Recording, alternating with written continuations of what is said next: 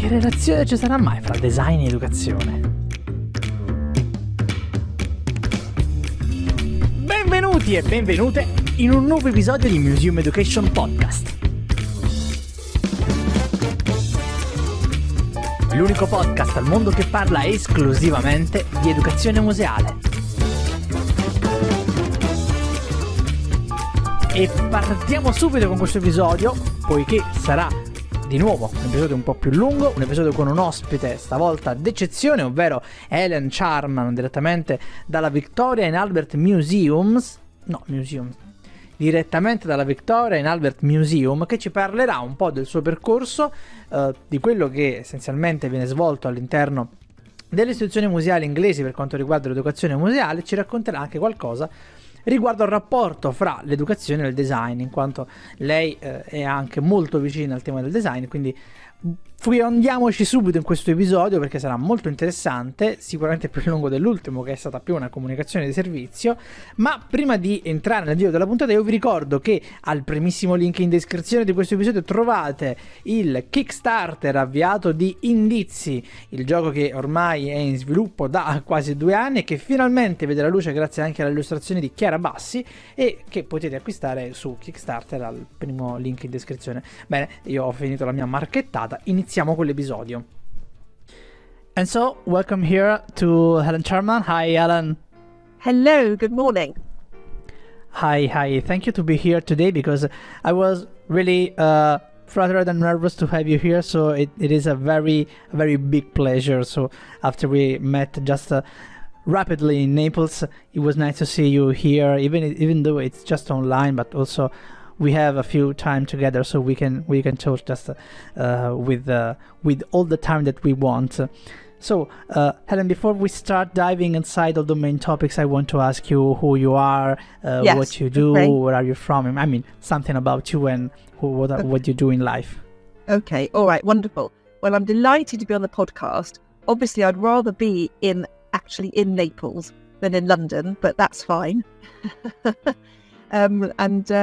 Yes, so just to introduce myself briefly, so my role at London's Victoria and Albert Museum is as Director of Learning, National Programmes and Young V&A. And Young V&A is a museum which just opened on July the 1st this year. We co-designed this museum with and for children and young people. The museum is designed for children from birth to 14. And do you know what? Since opening, we have smashed all our targets. We are in our 19th week and we've welcomed over 320,000 visitors. So this is amazing. I've worked in museum education for over 30 years and I have to say I adore my job. And sometimes I still feel a little bit jealous of myself with the job that I do. And I spent my 20s after university. I read English literature at university, and then I went to the States, to upstate New York, and I did a course for a year called Comparative Arts. And in this course, I did an internship in the local museum in Rochester, upstate New York. And I started off as a curatorial research assistant. And on my second day, I discovered that a still life by William Merritt Chase was actually misattributed.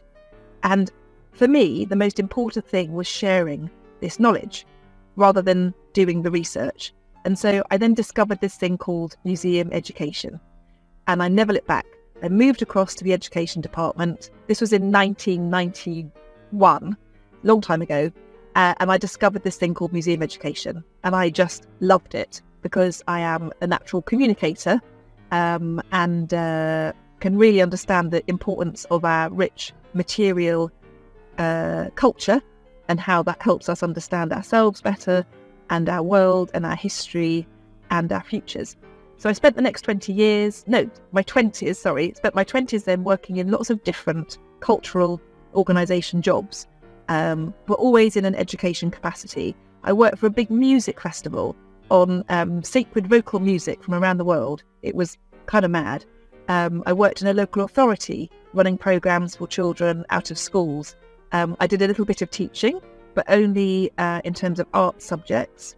I worked for a literary agent again, because I was thinking about the world of literature. And then at the end of my 20s, I then landed in this incredible job at Tate Modern as an education curator.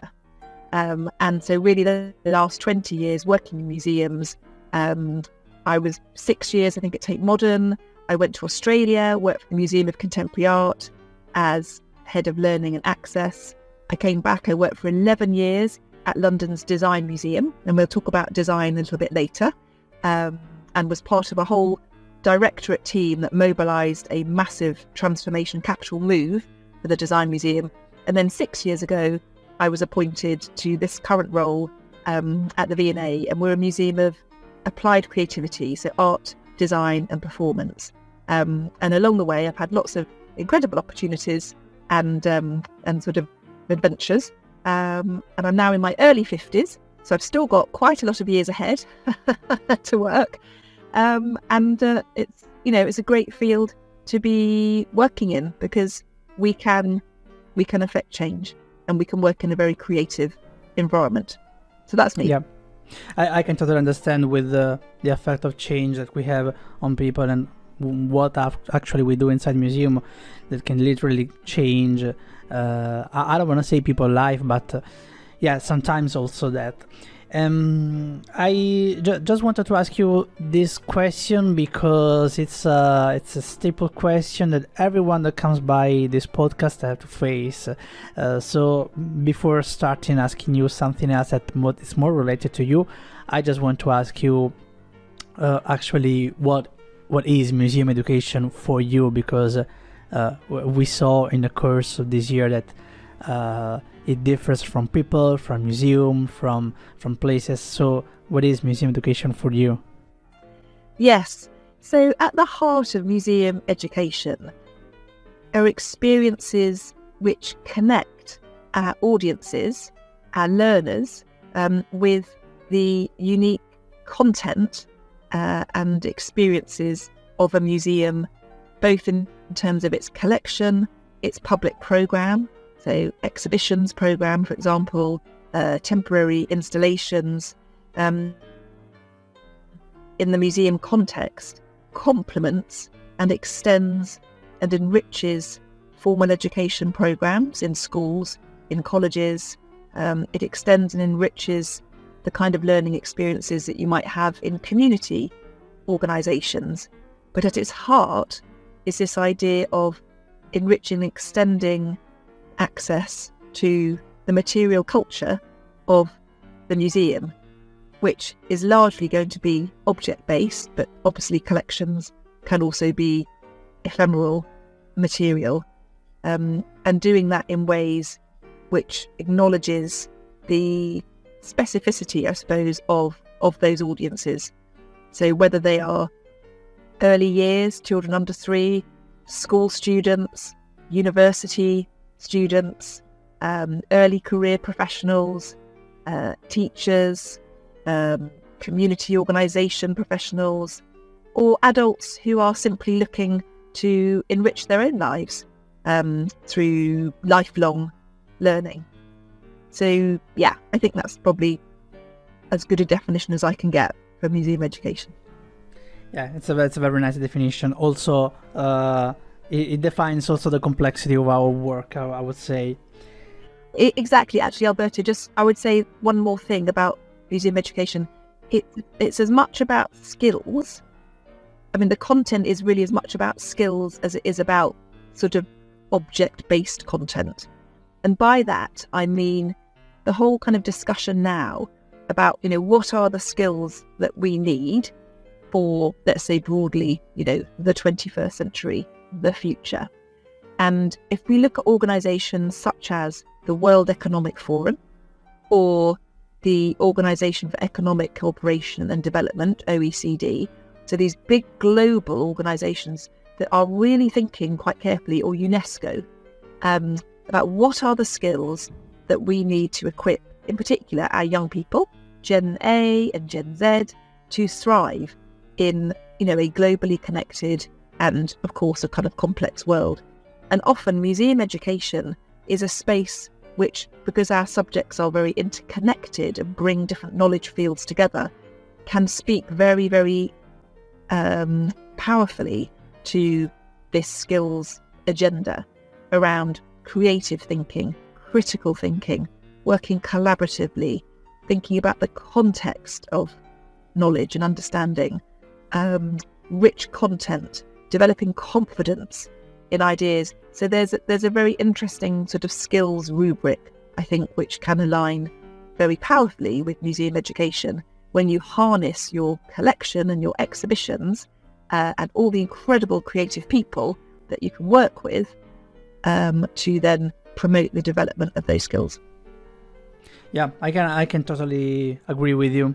Also, because I think the museum, that's why it's the perfect place where the education in the positive way that we mean it, it's the perfect place, for education to grow within people and with people, because it actually opens to so much of possibilities.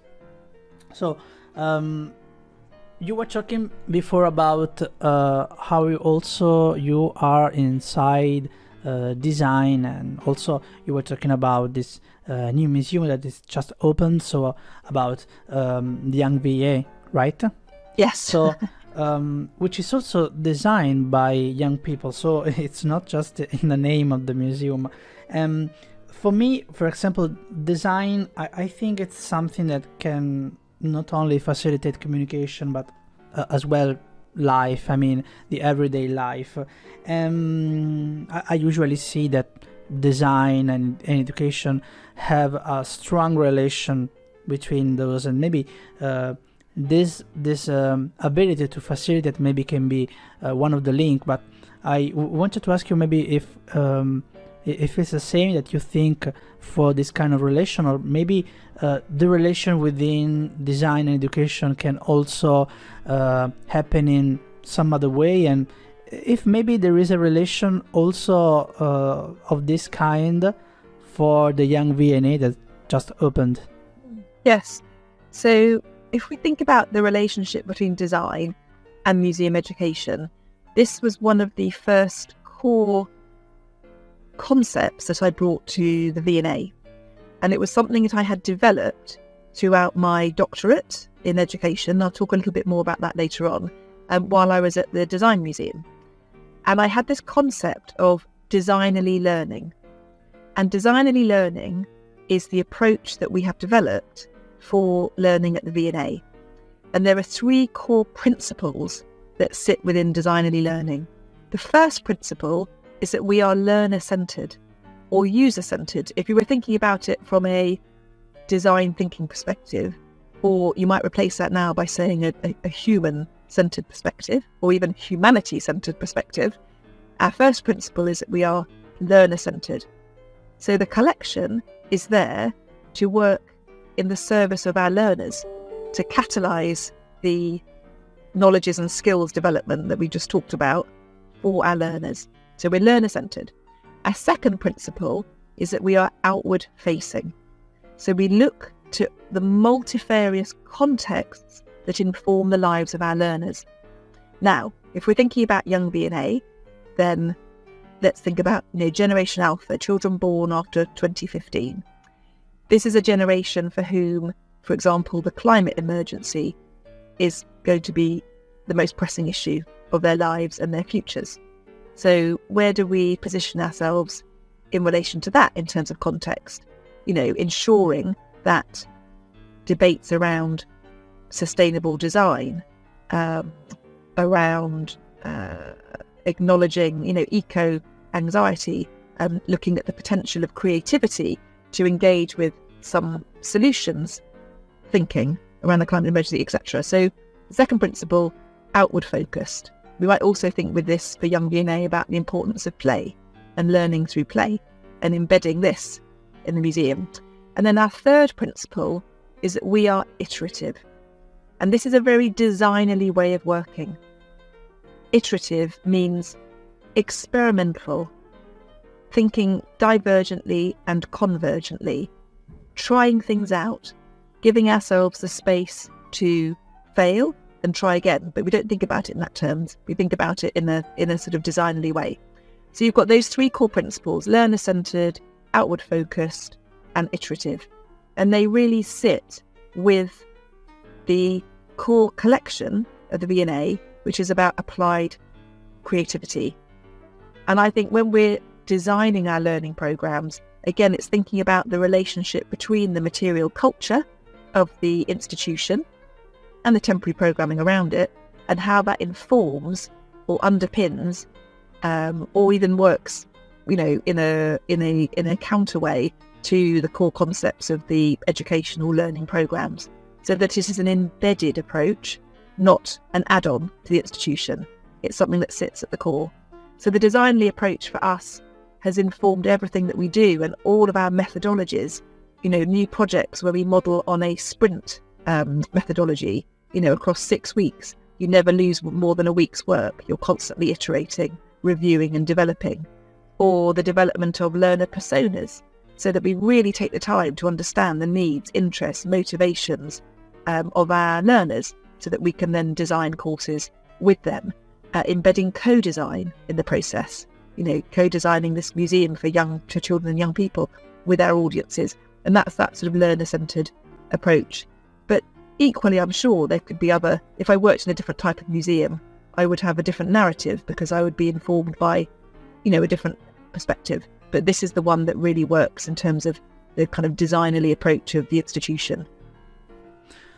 I have to say, it's not the first time, of course, that I hear design in relation with the education, but I think it's the first time that I hear something so clear about how actually it's implemented inside museum education. And I think it is very precious. And I mean, I say it often right now in the podcast, because those dialogue interview, it's like more like interesting for me than it's sharing with the others what I think it's interesting. So I really found it interesting, and I think that this kind of design thinking, which is a bit different from what we used to see outside of the educational sphere, it's really what maybe a lot of museums should do, and I mean a lot of people have to face, because it really can put you in a perspective where you actually for me it's like having everything organized, but also with like a model that it's shaped on the person that you are talking to. So it's I think it's brilliant. Thank you. Okay, I wanted to ask you if it ever happened to you in your career that you maybe faced the problem to not be considered inside the museum, or maybe to be like one of the least role that in the museum have an importance. So because, for example, I talked a lot with a lot of people about this, and this is one of the main topics that always come up. Yes, it's an interesting question, really, about the status of museum education.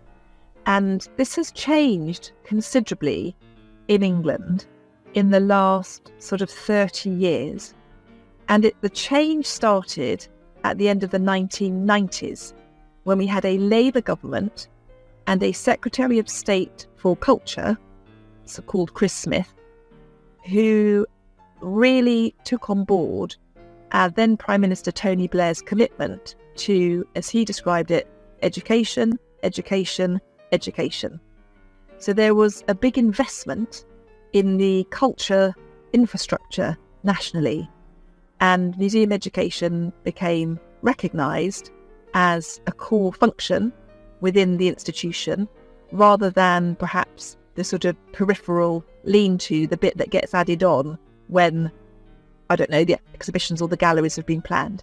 So this has changed really significantly. And now it's not uncommon to have museum directors who come from an education background. And for myself personally, when I was working at Tate Modern, and I was one of the inaugural members of the team, I started at Tate in 1999. Tate Modern opened in 2000. I was there for 6 years. But actually, while I was there, I started my professional doctorate in education. So I have a doctorate in museum education, which I did while I was working and also having babies and also moving to Australia and moving back. I mean, hilarious. And actually, do you know what? I finished it early. I finished it. It was meant to be a 5-year doctorate and I did it in 4. So there we go. And that's because it was focused on my work. But the reason that I did, partly the reason that I studied that was because I could see that our profession needed to have more scholarly underpinnings. We needed to, embed scholarship about our practice in the same way that there is scholarship embedded under curatorial practice. And I looked around. This was in 2002. Did I start it? Yes, 2006. Sorry. I looked around and I really couldn't see that many examples of academic scholarship in museum education. So I thought, well, I'll do something about that. And one of the first pieces of research I did was called Uncovering Professionalism in Museum Education. It's available online. It's an interesting paper. It's old now, but it's an interesting paper. You can get it online if you look at Tate research papers. And it was really an opportunity for me to look at our profession and begin to understand what defines us, what are the specific characteristics of working in museum education. I mean, it's a bit out of date now, obviously, but it was an interesting process to go through. And I do think still, on occasion, I still think there is that kind of slight status hierarchy misunderstanding about what museum education is and does. But that is on us. That is up to us to do the work, have the rigour, underpin what we do with theory, advocate for our work, speak at conferences, contribute to publications. You know, all of these things are important because it's all part of contributing to the body of knowledge. You know, any museum educator worth their salt should, at their fingertips, understand their own epistemological position. Where does knowledge reside? Does knowledge reside in the object? Does knowledge reside in the communication between the visitor's mind and the object? What's the hermeneutics of that process? All of these things are really important if we want to be respected and building a proper professional, scholarly, relevant, innovative profession, I suppose, in museum education. Now, personally, I don't really mind that much around the kind of status questions because I know the work we're doing is really important and has the investment. But I think that's a particular context-specific situation, perhaps, in England. And it's an exciting moment, I think, if you're thinking about working in this field, to think about what that investment might be, you know, that you put into your own professional development. Yeah, but that also, I was thinking also about how museum education is important when we create, I mean, we as a museum, for example, create an exhibition, because I never heard here in Italy even though maybe one or two exceptions, the really commitment between the educational department and maybe the curatorial department of the museum to create an exhibition, because sometimes we have to face something that is already it's a pre-made project where we don't have anything to say, so we are inside that, and they asked us to make things to try to animate the place. So I mean, of course, it is possible, we do it, but it would be so much better to try to co-create something. So what do you think about this, and how often, maybe I don't know if back in the 90s it was different also in England, maybe it was similar to Italy, I don't know that. So the question it's more large. Yes, it is. And I think where we are now is that there's really a good understanding about the discrete sets of specialisms and knowledges that professionals across the museum can bring to develop an exhibition. But of course, there's still that curatorial scholarship around the content is absolutely critical. But there are ways of doing this which are much more integrated. So establishing integrated teams from the outset, where you have the design team who are designing the exhibition, working closely with interpretation and education, who are then working closely with the curator. So you have a team formative, at the outset of the exhibition, all working together. And the interpretation role actually is really important, because they are then working with the curator on the overarching narrative for the exhibition and the types of experiences that we want our audiences to have in those exhibitions. They are advocating for the audience and really working in an even-handed way with the curators and the design team as well. And of course, the design of an exhibition has a massive impact on the visitor experience. It really, really does. So again, you've got to be working, in an integrated way across several teams.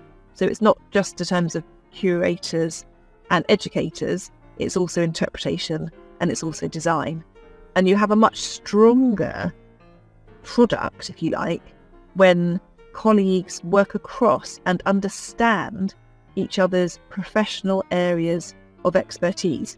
Now, there's a theorist, I think from the 1960s, called Basil Bernstein, who talked about this, professional codes of knowledge, and that professional practice is strengthened the more that there is understanding across the different discrete functions of an institution. There's also a whole debate. Harold Perkins wrote a book called Open Professionalism, which really looks at these shifting models of professional practice, where we are much more able to, I suppose, sort of co-create professional knowledge, and again, sort of share across different formally, maybe separate areas of practice. But I think it's not about sort of disregarding the expertise of different teams. It's actually about working much more collaboratively from the outset. And of course, this is what we did for Young V&A. Right from the beginning, this is a learning-led museum. But right from the beginning, we had teams that were integrated across all of the gallery development and working with our project teams. And you just have a much, stronger experience and more positive experience for your learners. So that's really important, and doing that evaluative research with your audiences is also really important, because then you can better understand how to improve the offer for them. We know that we only learn to some extent by reading a label. That's quite a limited way of providing insight. We know that actually experiential ways of learning, active, sensory, promoting debate, these are all ways that further enrich the knowledge and understanding from visiting an exhibition. And those are things that the interpretation and the education colleagues can bring to make a better product and output and experience for all learners, for all visitors, which then circles back into overall that institution and the success of the institution. So everybody wins in an integrated way. Yeah, it's missing an opportunity, I think, if you just have a product, an exhibition, and then the education teams sort of have to work to it. It just misses an opportunity to have in the end an even better visitor experience. Yeah, I think missed opportunity is what we feel always here, because it's really missed an opportunity, because I mean, we sure do our work, even though we are forced to be inside in a place where we don't have any voice in it. But I would say, just the thing is, then you can look at some other really good case studies. I mean, Young V&A is a good case study, because here we are exceeding all of our targets, both in terms of visitor footfall and, importantly, in terms of commercial, the performance of the shop and the cafe. And this museum wouldn't be the success it is if we hadn't had those integrated teams, because it means then, in a designerly approach with the learner or the visitor at the centre, we understand what they need and they want, and then we can design to meet that, bringing all of those different specialist knowledges to bear on that. Yeah, that's why we should try to think more about team. I mean, even though Yes. not only about the educational team, but a team that works together in all the big Yes. the big plan. I mean, did you ever actually had I don't know, something that got you to struggle with, maybe a project, something that really was important but really got you struggle in this kind of job? Oh, that's a good question. I mean, I've certainly worked extremely hard in my 30 plus years in this field, because I suppose actually when I first started in my 20s, I found a really interesting gallery called the October Gallery, which actually had, I think, one of the first exhibitions by Ella Natsui, who now, is exhibiting at the Royal Academy and is the High-MD Commission in the Turbine Hall at Tate Modern. And I found this fantastic gallery, and I thought, well, I really want to work in gallery education. And so I made a proposal, and they said, that sounds good, but we haven't got any money. So I started working there just a day a week, had a part-time job with I think I was teaching then or working for a local authority. And then I fundraised for my own sort of salary. I fundraised for everything, for all the program, the program costs. So that was a bit tricky at the beginning, but I learned a lot through doing that.